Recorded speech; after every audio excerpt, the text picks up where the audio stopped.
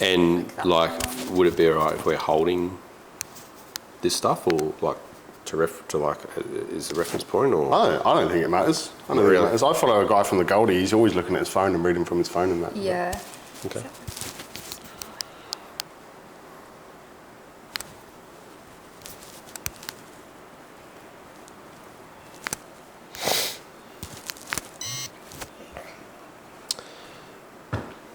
Just gonna hit record on Yep. the mic. This is a lot. Yeah. No, well, we're not going to run through it all. It's just, I'm like, mate, looking that at was it literally going, like 20 minutes of just Holy, brainstorming. I would say as well, like, I probably don't sit there like on your computer, because when you're like, when I'm editing, it'll be easier like to get your reaction to like what he's saying. Yeah. Instead of if you're looking down, like. Yep. Oh, that's what's going on. I've got no fucking internet. Sorry, I'll just Easy. let me get this sorted. Easy. Can you see my laptop there? Not really, I can see like that part of it. I'll just put it down here. Yeah.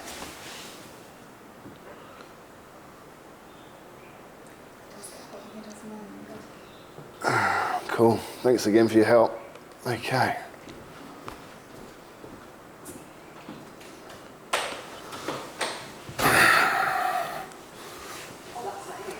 Is it? Yeah. Oh, poor Holly, she's probably stuck out there. Tell her she can come Yeah, back. she can come in. I did say that. She wanted to have a walk though, because she like injured her knee, like the ACL. Oh, yeah, right. She hasn't really recovered, so. Yeah, that's I'm rough. doing physio, and the physio's only just said she can start like walking again. Yeah. Oh. So, yeah. All right, cool. So, Rock and roll? are you just going to start with like your topics and just start off with, to be with fair, one of yours? to be fair, like I think like already you're on about like the buying process and preparation. Like a lot of my stuff like links straight into that. Yeah, perfect. Awesome. Do you know what I mean? Yeah. So you might go.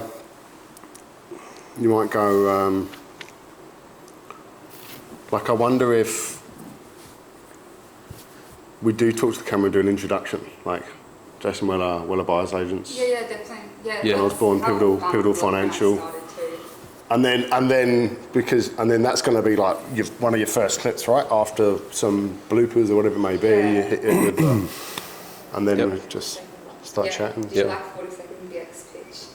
Ooh.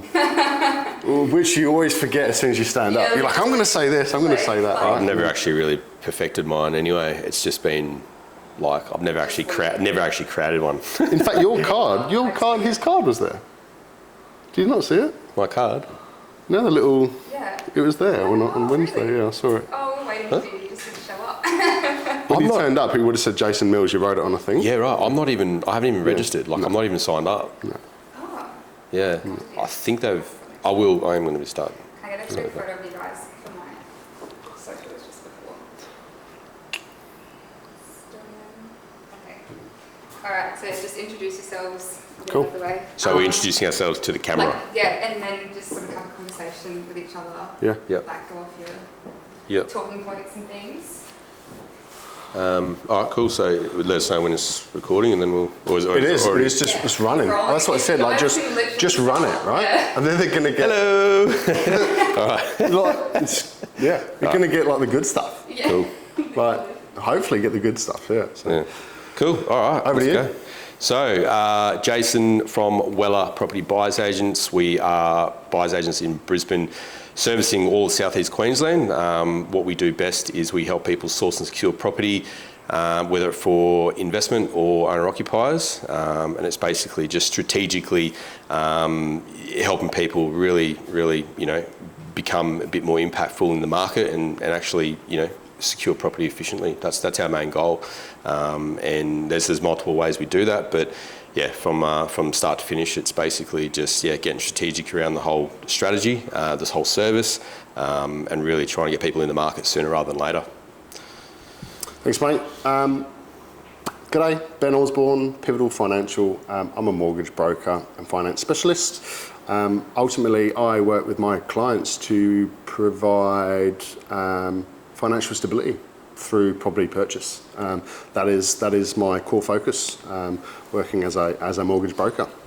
Here today, obviously with Jace, having a chat, all things property on the property couch. I don't know if we can call it the property couch, but first topic. So, buyer's agent and a broker. I think fair to say both work for the client. So shared client base, but not in competition.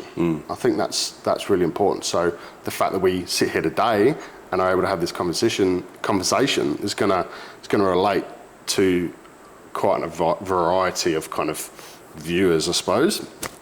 Where do we start? The buying process. So whether you're a broker or a buyer's agent, ultimately your client's got one thing in mind, and that's purchasing property. Yeah, that's right. And look, there's many ways to go about it, but I mean, where we come in as part of our service is, I mean, we complement each other to begin with, but at the end of the day, it is about the client and making sure they're getting the best service, but also then able to navigate through the process strategically with the right people guiding them throughout, and it all starts with finance. That's the number one thing that needs to happen and get into place before anything really. So once client's got their strategy in place, you can't buy a property without either finance approval unless you're a cash buyer. But that's where you come in, Ben. That's where you provide all the guidance and advice around that whole finance side of things. And once that's in place, then it's basically just handed over to myself, where we go and we strategically secure that property. So, but what would be the first step for a client? If they're buying a property for you, Ben, like what would be some of the first questions you ask them to get them ready to buy? Yeah, look, great question, and I suppose a lot of the time, kind of especially first home buyers, they really don't know. So obviously they pick up the phone, they speak to a broker, I'll meet them at open homes, I'll connect with them on social media, whatever it may be, I connect with a client, and ultimately there's an education piece there from a broker, and something that I suppose a strategy that I've learned on for a lot of my career is ultimately, and it doesn't matter what you're doing, but you need to develop that tool belt of contacts, that tool belt of levers that you can pull along your journey to ensure that you get to where you want to go. Now, what do I mean by that? Ultimately, if you want to buy a property, then one, you need a broker, you need a good broker. Two, is it an investment property? You might need an accountant in your back pocket as well. Three, hey, you're not sure where to buy, you're time poor, you're in a state, hey mate, that's where a buyer's agent comes in, kind of thing. So you end up developing your tool belt, and you're absolutely right in terms of that finance piece. Ultimately, that's the ticket item that unlocks the rest of the journey. So as soon as you're pre-approved for a certain amount, you know what your limit is. Obviously, I'll discuss with my clients their deposit position, and obviously their overall financial position as well. And there's a level of education that comes with that. Hey, do we need to cut credit cards to increase borrowing capacity? It's pretty insane that some credit cards, I mean, a 20 grand credit card can have up to 80 or 100 grand impact on your borrowing capacity, which is massive, So kind of these are the things that I discuss with my clients to try and ensure that we can portray them in the best possible light. So. Yeah, that's right. And it's about getting them ready, and getting them well prepared, and having, as you said, having the right tool belt of experts and contacts there ready to assist them throughout the process. But what are you seeing with most of your buyers coming to you at the early stages of their journey? Are they limited? Are they restricted? What are the biggest things that impact someone's ability to purchase a property? I know you mentioned credit cards, but we know about good debt, bad debt, and how they do impact your servicing, your borrowing capacity. But what tools do you have access to overcome certain little challenges within the realms of the servicing calculations and all that, and just to assist people a little bit further, because it all comes down to being strategic with who you got helping you out, who's got guiding you as well. Because at the end of the day, if you got a goal and an objective, to source and secure investment property or an owner-occupied property, whatever it might be, you need to be best prepared and overcome any sort of restrictions or limitations. But what would you say to people as the first sort of call to action when it comes to buying in terms of getting prepared? Like, what would be the first sort of main sort of thing that you're trying to help people through? Well, that's a good question, and I think actually it depends on the client and where they're in their journey. Are they a first-home buyer? Are they a downsizer? Are they an upsizer? Are they an investor? Do they have a substantial portfolio already, right? So I suppose subject to who you're dealing with, there's a different outcome. Ultimately, whilst we are both service providers, we're solution providers, right? We provide solutions. So, hey, I need to buy a house, I don't know where to buy a property, whatever it may be, or hey, I need a loan. A lot of the times, hey, I've been to my bank, I can only get X. Can you help? Well, yeah, absolutely. Like, there's nothing wrong with necessarily going straight to the bank. However, you have to be mindful that in going to the bank directly, you're only going to be offered what the bank can offer you. Whereas in speaking with a broker who have 30 to 40 lenders potentially under their belt, they're able to provide you solutions. It's no different to going to the supermarket. At the end of the day, if you walked into Coles or Woolies and there was only one packet of digestives on the shelf. Milk chocolate or dark chocolate? Exactly. People want choice, people want variety, and it's only fair. So it really pays to kind of speak to a broker early on, understand your options. Now, in terms of the levers that you can pull, that comes down to different lenders as well. Like, they all have their niches, per se, we like to call it in the industry. Because if they're all the same, then it would just be a race to the bottom and rate. So ultimately, they all play in a different space. There's some that are really good with investment. There's some that are really good with owner-occupied. There's some that are really good with first-home buyers, and there's some that are really good with kind of the older demographic and the younger demographic. So ultimately, just chatting with a broker and just letting them understand where you're at is really pivotal and really the first kind of piece of the puzzle. So. Yeah. You hit the nail on the head there, because there's no one size fits all, and it's all tailored to the individual, right? Yeah. Everyone's got their own niche, and you need to find the right broker for yourself that's going to help you achieve your financial goals. And I guess that leads me to a bit of a train of thought. When I was building my property portfolio, I had a broker that actually invested in property themselves quite heavily. And I had a good deposit, and I wanted to grow and scale my property portfolio. And at that time, I was, I guess, naive, but I was on an education education journey. So I was learning everything I could as fast as I could. And this is going back like over 10 years ago, right? But some of the best advice I got was from a strategic mortgage broker that assisted me with securing more than one property within a short time frame, within 6 months of each other. And the key tool that we used, now it's going to come across as a lot of people look at LMI as a negative thing, right? Because it costs money.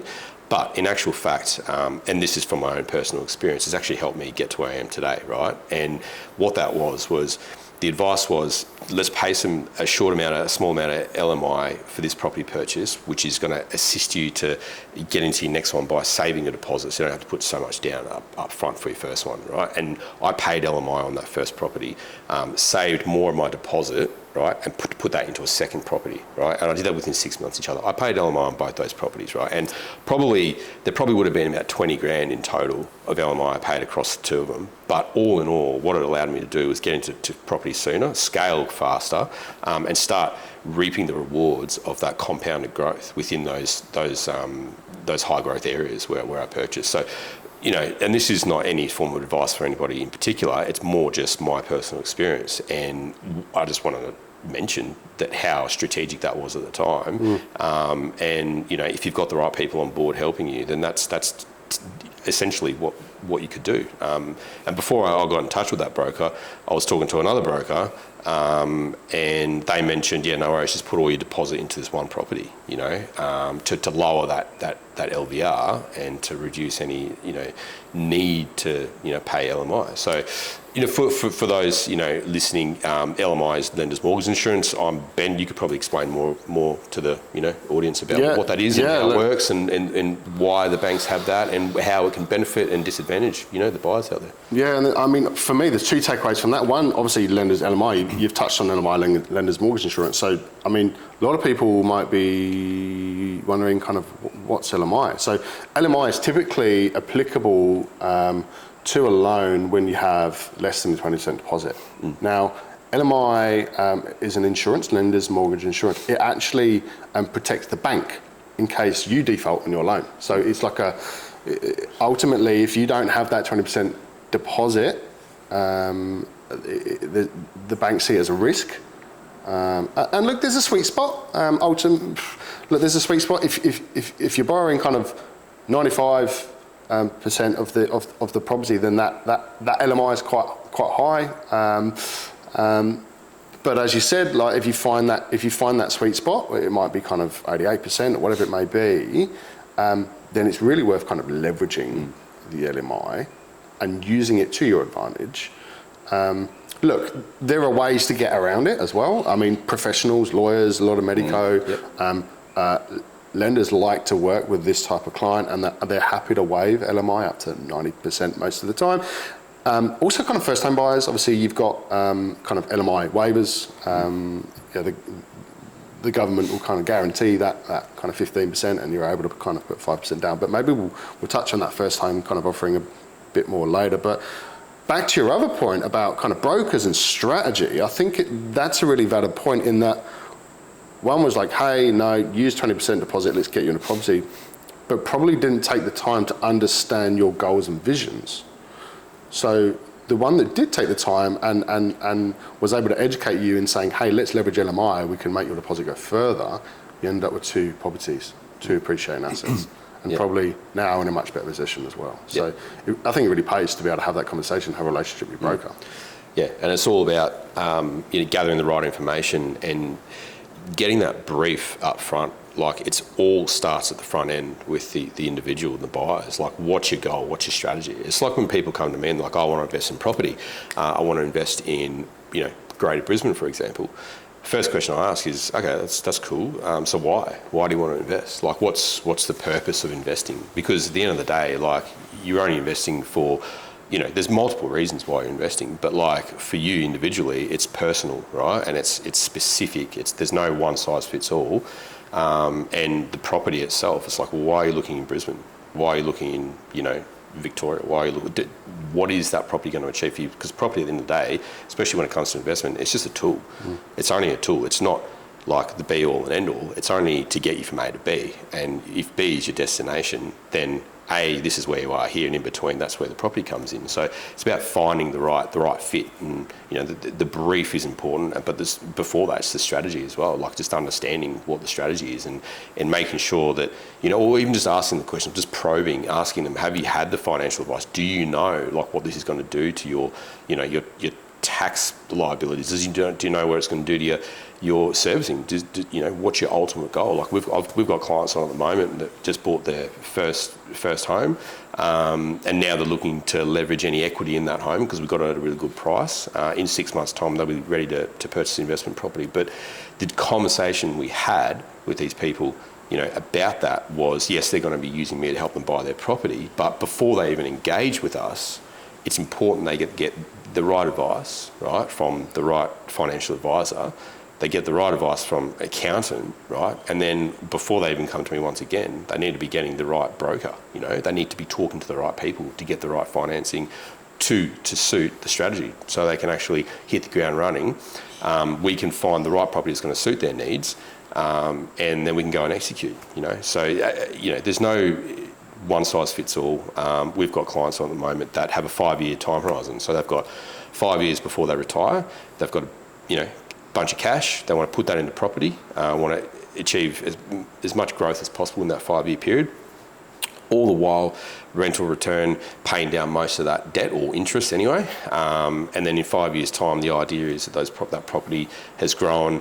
We're talking between sort of 10 and 15% per annum year on year, compounded in 5 years. You do the returns on that, it's pretty good. It's actually a lot better than having your cash sitting in a bank in a savings account where you're accruing interest, right? But you're also having to pay tax on that, right? So you got good pros and cons for each. But for us, The strategy started with, your bottom line strategy, which is a 5-year plan, and that was his time horizon. They were targeting capital growth with a good rental yield, and then they were targeting, somewhere where they could liquidate or they could exit that market in 5 years' time, ready for their retirement. So, whereas and that's a relatively short investment time horizon, and then you've got others that want to do a long-term hold strategy and a capital growth play, which is like 10 to 15 years, and those markets we're looking at, where we've got good key growth fundamentals that are supporting those suburbs growing in value over that time. So, but yeah, back to the whole financing side, like at the end of the day, it is all very, very dependent on the individual. And I guess the key takeaway from this discussion now is just making sure you're getting the right advice, and starting from the bottom and getting the right, starting with the right team of advisors, getting the right advice, and getting your fundamentals in check, because you don't want to end up buying in the wrong entity, for example, for the wrong reason, and then all of a sudden you've just shot yourself in the foot for any future ventures. Yeah, I think that's really right. And look, we've covered off a few topics there, but I might take a couple of steps back actually and touch on. You said that you've recently had some first-home buyer clients. So obviously, first-home buyers, this is a real kind of topic of discussion at the moment. A lot of government support trying to help first-home buyers get into the market. Obviously, property growth over the past kind of 3 to 4 years in Brisbane has arguably exceeded the rest of the country, making it even harder for first-home buyers to get into the market. So there is support. There's LMI waivers that we touched on earlier where the government will guarantee 15%.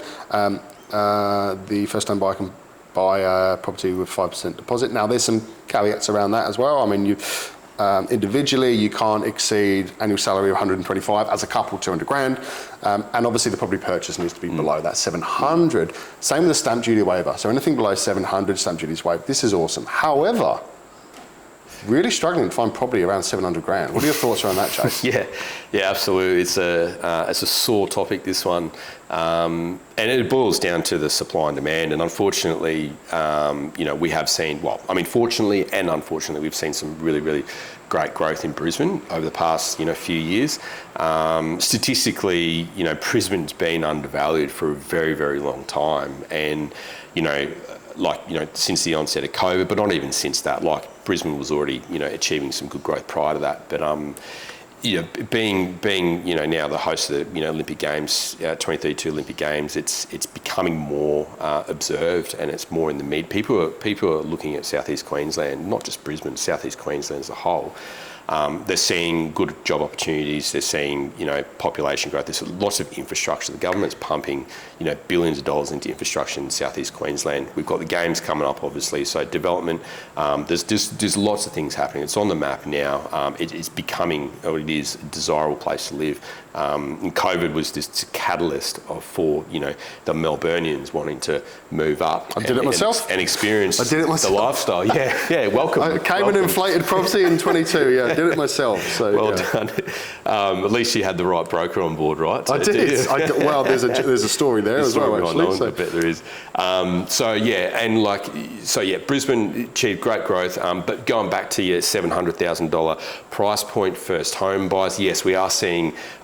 It's struggle street out there at the moment, and ultimately it comes down to ability, right? And if you haven't got the servicing or the affordability for what you want, in the place you want, in the suburb you want, for example, there are options out there, and the options are, save more money or buy something else that's going to suit your needs, right? And at the end of the day, property, it's every property is a stepping stone. Like you don't have to buy your dream home straight off. Like it can be a stepping stone, right? And what I say to people, especially first home buyers, is once they're ready to buy them, they come to me and they're ready. Like we go through the strategy with them. We understand what their budget is, what their max borrowing capacity is, and then we get a really, really good understanding on what their brief is. Like where do they want to be? Like proximity to what? Public transport, schools. Are there shopping centres they want to be nearby because they're close to work? Do they drive? Do they want to rely on public transport, trains, buses, all those sorts of things?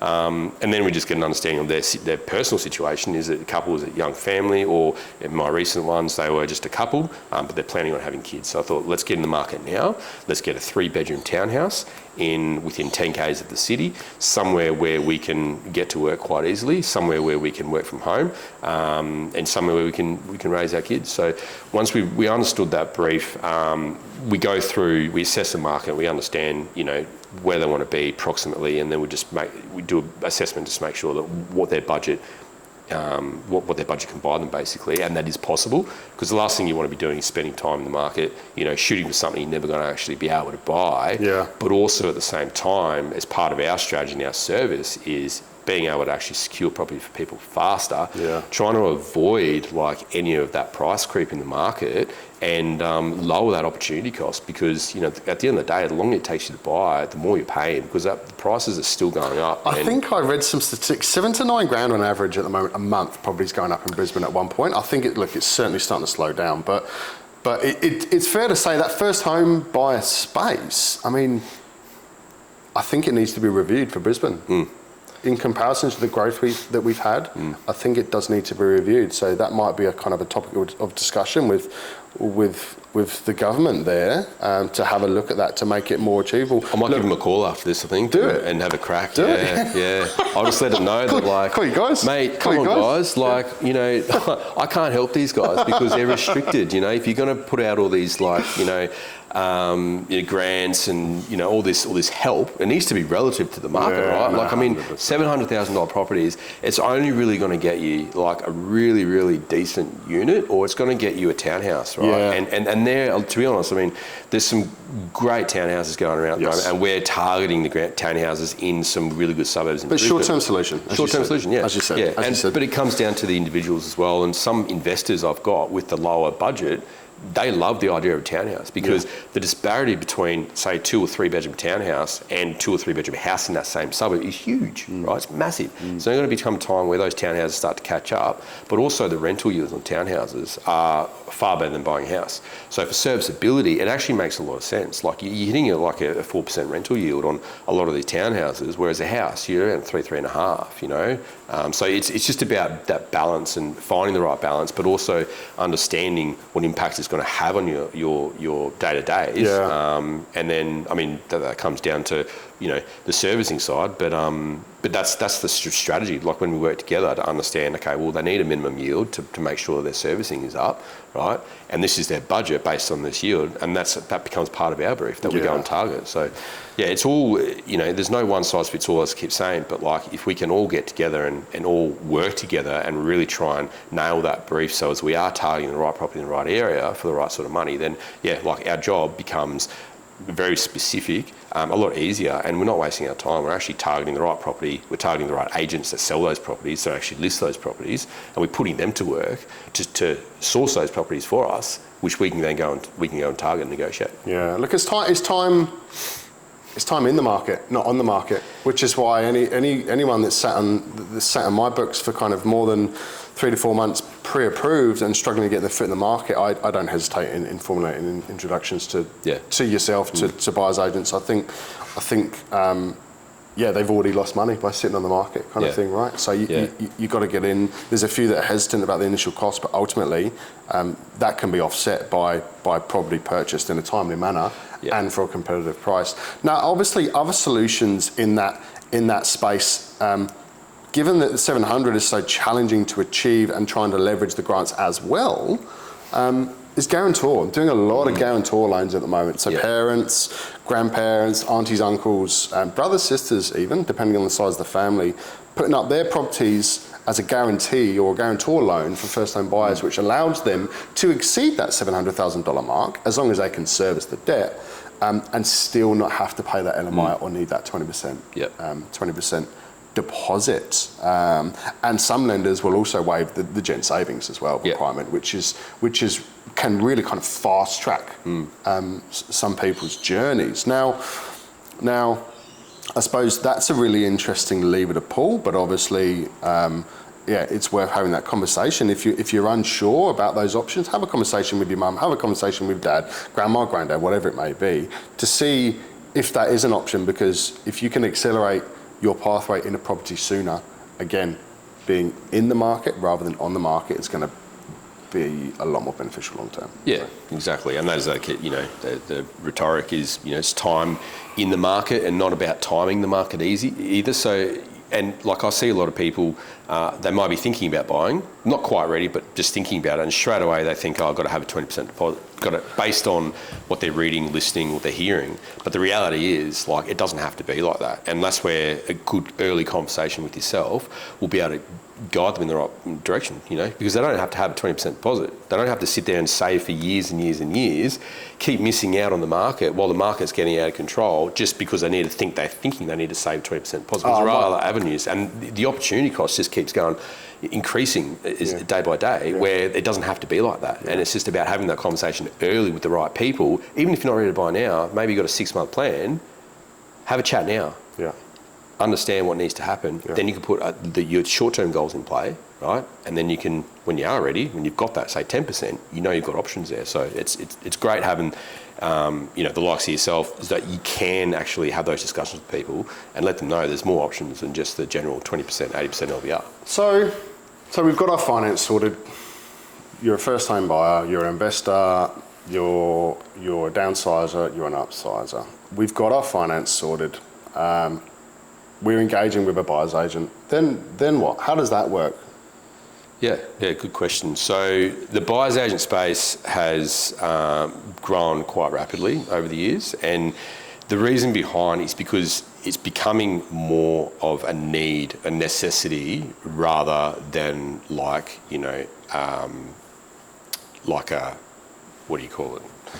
I'm lost for words. Like an expensive service that someone wants to employ. It's someone to represent the client rather than the seller, the buyer rather than the seller, right? Yeah, so you've got two sides. So, when you go to sell a property, what do? You employ an agent. Real estate agent. To sell your property. When you go to buy a property. They work for the vendor. Yeah, you can go and buy a property, but at the end of the day, like, it can be a minefield. You've got so many moving parts. You've got the agents at the end of the day are doing a great job always for their sellers, for the vendors. They're getting paid by the vendors, so they've got a statutory obligation to get the highest price. For the buyer, having that representation in the market really means that they're able to actually leverage their position a lot faster, easier, and with less risk as well. Because if you don't know, you don't know what you don't know at the end of the day. So just having that representation and the guidance throughout the process from start to finish, I think is invaluable. And I'll tell you, every single one of my clients have never used a buyer's agent before, ever, right? And we have that discussion. The initial discussion is purely just a quick, hey, how's it going? Give me a quick wrap on your positioning, like where you're at, what you want to do, what are your goals? I'll tell you what I do. Let's figure out if this is something you think you might need. And 9 times out of 10, you've got working professional couples, families, whatever they might be, upsizers, downsizers, there might be investors that just don't have the time, first home buyers. There's sort of people that they're professionals in their own field, like they'd be working 5 or 6 days a week, for example, on their job, right, for their income, for their family and everything else. The reality is the time they have to source and secure property effectively in a short amount of time is very limited, right? So they might have after hours, they might have weekends and Saturday open homes. At the end of the day, you might be able to go out there and just hit it hard, and in a couple of months or a few months, maybe 3 or 4 months, you might find something, finally put an offer in, negotiate a good deal, or you might go to auction, put a bid in, and secure a property. And that's great. But at the end of the day, and we'll talk about that. How to be prepared for an auction. How to be prepared, yeah. That's another topic. But with the whole buying process and the buyer's agent service, it starts with a strategy session. And the strategy session is really just to get a really clear understanding on the buyer brief, what they want out of it, what their goals are, what their position is, and then also timeframes as well. Just understanding, as a brief, exactly what it is that they want to achieve and how we're going to achieve that for them. Yeah. And there's multiple ways to do it, but we assess the market based on what their brief is, their budget, type of house, property they might want, and look at the time frame as well. And we understand, what's possible and what's not possible, and we just be upfront with it, because there's no point trying to, shoot for a certain property in a certain area when you're just not going to get It's it. an education. It's an education. It's all piece. about education, yeah. And it's, the three-step buying process, like at the front end from our service, is just preparation, it's education and it's strategy. They're the three main things that we focus on. But once we overcome that first sort of preparation piece where we've got yourself on board and we've got finance ready to go, what's the pre-approval time frame typically? How long have you got in a pre-approval before you need to refresh it? Yeah, look, pre-approval typically is about 90 days. Okay. A lot of lenders, they'll want to see a couple of pay slips and they're happy to kind of review it and extend as well. But I suppose, look, in terms of the pre-approval, that's a really interesting point. But kind of more importantly, subject to your journey. I mean, let's say we found a property. We found a property, but there's 20 people that's gone through the open home. You're going, hey, like, it's going to attract a bit of attention. We need to act fast. We need to put together a good offer and some pretty attractive terms. Like, that's going to be a common occurrence for you. That's a common discussion you're having with your client. Every property that we look at on behalf of our clients, you've got minimum 20 groups going through, right? And most properties on the market that are in decent condition, they're going to be as desirable, because at the end of the day, the supply and demand imbalance is creating a lot of turbulence, and there's more buyers than there are houses for sale. So naturally, you're going to get competition, a high number of competition, especially when you've got a desirable property or a very appealing property. So with that situation, like, it's for us, it's just being about being speedy and efficient, and being strategic with your offer. Yeah. Like, and at the end of the day, like, you can go in and throw the most money as you possibly can at something. If it's not enough, it's not enough. At least you've got terms there as well. And I mean, the last thing you want to be doing, from our point, is overpaying for property. Like, we don't. I mean, it's like, define overpaying, because at the end of the day, the property is only worth what someone's willing to pay for it. But sometimes it doesn't actually have to be the higher number. No, and if you can rationalise the price based on your education and your preparation, your education piece, then it makes a lot of sense, and you can actually rationalise that in your own mind and be happy with what that's going to be, and find your own value for that property, and put together an offer. And I mean, that doesn't just extend to price. Like, price is one thing, a very important piece of the puzzle, but you've also got your terms and conditions as well. So terms, like, a lot of the times terms win. If the price you're offering is pretty decent, it's solid, it's within your price point, it's within expectations with your affordability, and it's a strong offer, and then you've got your terms. You're absolutely right. That's sometimes all you need is to get across the line. Well, how's the seller? How's the vendor motivated? Like, what are the motivations? What's the key driver behind the sale? So I think that's important to understand that, because ultimately you can adjust your offer to suit. But I've just had a contract through for a client whereby I worked with him to ensure that we partnered him with the right lender that enabled him to put forward some really aggressive terms. Now, he had a building and pest lined up. He had a 7-day finance clause on building and pest. There was never any true concerns there anywhere. But we also matched that with a finance clause, so 7-day finance clause. Because we partnered with the right lender, he was pre-approved. We knew there was going to be a fast turnaround. Now, that's really critical as well in terms of choosing the right lender, and a conversation you need to have with your broker around terms. And it goes to the other extreme, whereby I had another client last week, had a verbal pre-approval from his bank, signed a contract on a 7-day finance clause, walked into his bank, and unfortunately the bank told him that he didn't have an appointment to come back next week. Now, that's less than ideal when you're under a time pressure. So, look, I'm really pleased that he picked up the phone and spoke to me, asked for help. We were able to get him sorted in a few days. Yeah. Awesome. But terms, you're absolutely right. Terms can be a key deciding factor for a vendor. It's not always price. Yeah, absolutely, yeah. And look, at the end of the day, the stronger the terms, the stronger the offer, and the lowest the risk, you're in a good position to start negotiating and potentially secure that property before anyone else. And that's precisely what we do as part of our service, is just negotiating, with our terms, our conditions, and negotiating with the agent, understanding what the motivations are, and using that to leverage our position. So, having the right people on board to assist you through that process is absolutely fundamental, and it extends to all sorts of property types and situations as well. It's not just, your townhouses at your $700,000 mark. It's up to your $300,000, $4 million properties, you know, where the more information you can arm yourself with on the front end, you know, use that to your advantage. And really, it can really catapult you into that negotiation. And it doesn't always have to be, you know, the highest price wins. It can be strong terms as well, you know, and that's what we strive to achieve. And you know, timing as well. Like, we don't just sort of wait for properties to come up online to look at, to, you know, potentially buy for our clients. Like, we're strategically sourcing properties, and then everyone's heard of off-market properties.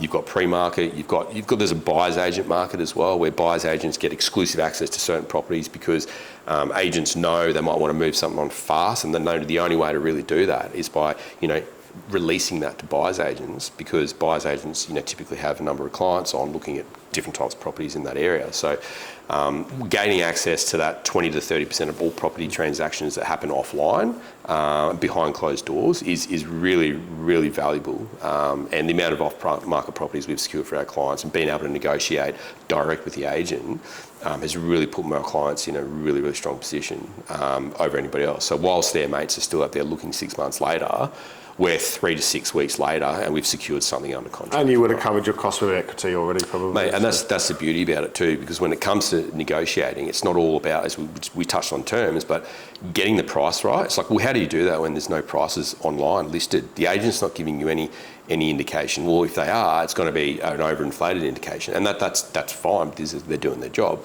But for a buyer, like, you don't want to be paying an overinflated price for property. You want to be paying something that's either market value or under market value. And how do you do that in this market? Look, there's no exact science. There's no foolproof, bulletproof way. Well, but I mean, there is some strategies you can employ to help educate and rationalise and validate the price that you are going to offer. And it all comes down to the education piece and understanding what's sold in the area, what comparable sales in the area have sold for recently. Then we look at, you know, current listings as well, the same type of property, and we see what they're on the market for, get some feedback from those agents, and you can rationalise that price. And once you've understood the price range in which the property sits, you get a good idea of, like, okay, well, I'm not going to be overpaying for it if I'm offering this sort of money, right? And if you couple that offer, that money, with certain conditions, right, you're on the front foot. You're in a good position to negotiate. And as soon as an agent sees that you have put together a really strong bulletproof offer with low risk, good number, they're going to be excited to actually continue talking with you. There's no point putting in lowball offers on a great property with heaps of competition, because they're not even going to call you back. Probably because they just don't have time to, because they've got the actual serious buyers that are seriously looking to buy it, offering good terms, good conditions and good offers. So they're going to focus their time on them. So it's not all about getting under market value, because at the end of the day, if you're buying well and buying right in these, you know, growth markets, the property's going to grow anyway. So get in the market, like you touched on before. It's about, you know, time in the right market rather than time in the market. Like, get into the market, right? And people always say to me as well, like, what should we buy? Like, like, I don't have enough to buy an investment property because they might be maxed out at, say, 600,000 or 700,000. But the reality is, like, yeah, you might be priced out of, you know, a certain market over here in Brisbane, but that doesn't mean you're definitely priced out of this market over here. Like I always say to people, invest with what you can afford and buy the best possible property you can with your budget, right, in the right area, you know, backed by those growth fundamentals, right, and you will start reaping the rewards from day one. Like, once you lock in that contract price, you will start reaping the rewards immediately. Like, it's just the nature of the beast. It's just how this compound growth works.